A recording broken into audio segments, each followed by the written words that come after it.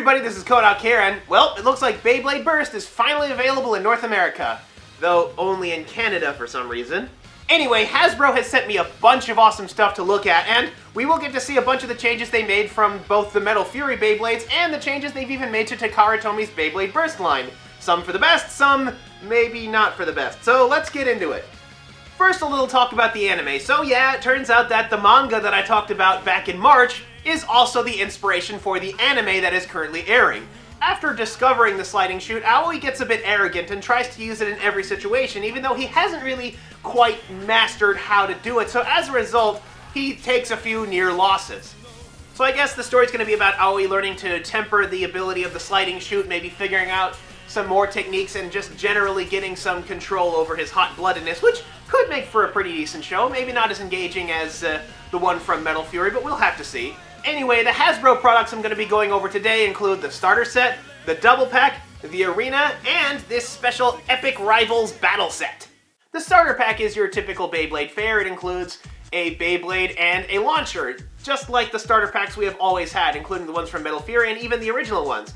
The double pack, on the other hand, while containing two Beyblades, has had an interesting change to it. You can see here that there are no launchers in this pack, and as a result, it is a bit cheaper than a normal double pack. And that's actually kind of interesting, because we all remember from the Metal Fury how we were just kind of drowning in these launchers after a while, so the fact that they're finally making some Beyblades that come without the launchers is actually pretty interesting. You'd probably have to get a couple of starter sets, or, like I'm about to go into, the Epic Rivals battle set, so it's kind of cool to see that they're trying to be a bit more economical, trying to make it a little bit more like the Japanese release. In fact, in Japan, they have like random boosters for these tops, but in America, we will be able to get what we want from the top set, so we might be able to get some rare ones like Amaterasu or something like that, just right off the rack, which is always going to be really nice.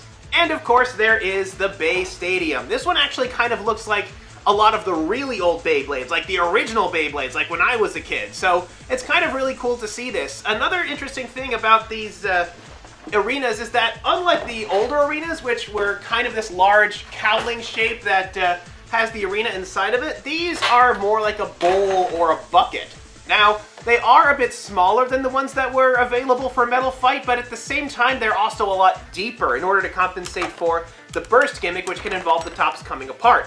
It also doesn't have that big cowling you'd have on the regular one. Instead, it is supported by several feet that are built in and also act as traps in the arena battle. Another thing you might notice is that there's a bunch of holes punched into it. I'm not entirely sure what the purpose of these holes are, but I bet they're going to make separating these arenas when you find them in the stores a whole lot easier than they used to be, am I right?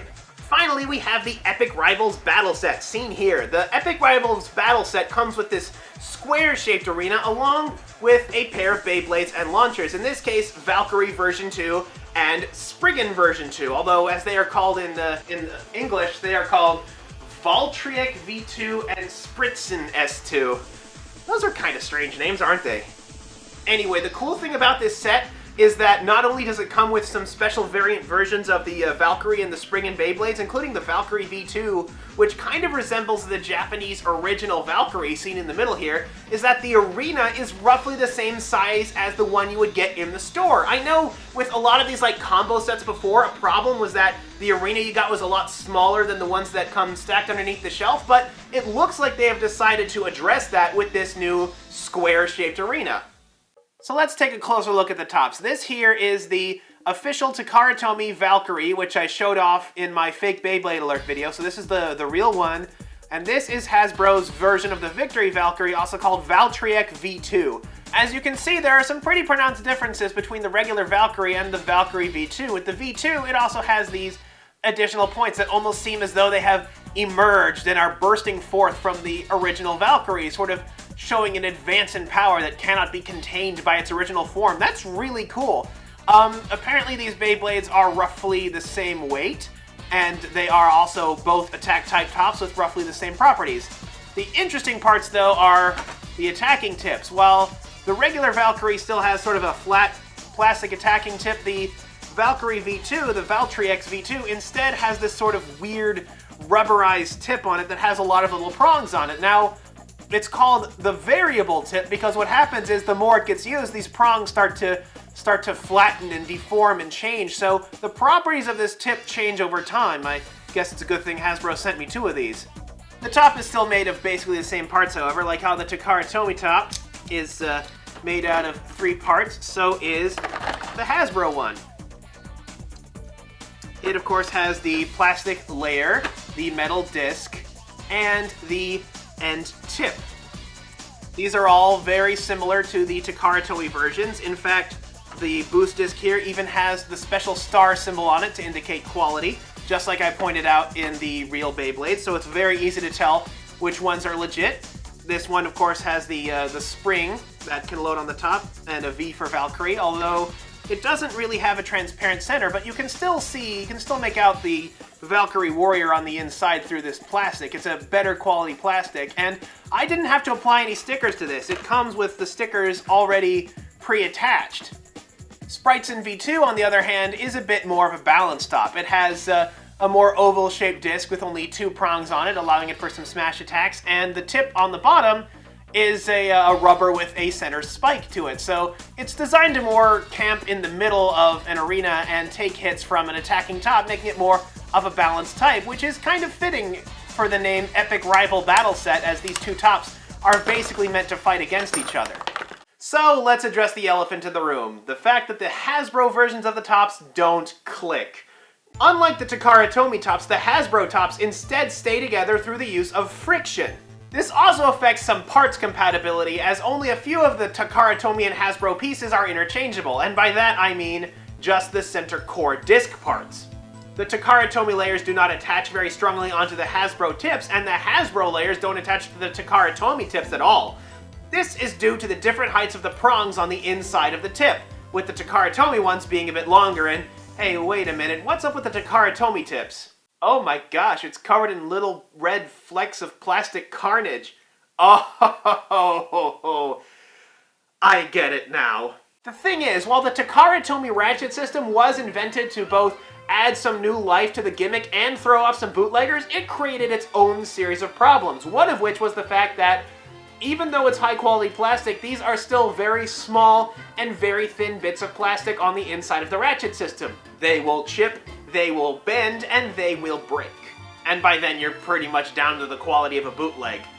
As for the Hasbro tops, the only prongs that would wear down would be the ones on the spring, and in that case, if they wear down a little bit, in theory, they should have more contact with the grip on the layer, meaning it will actually stay together better after a little breaking in. So it is quite possible that this is their attempt to address the problems of the ratchet system, in which case the Hasbro tops are definitely something to look into. This is going to require some testing and some time, but it'll be interesting to see the results.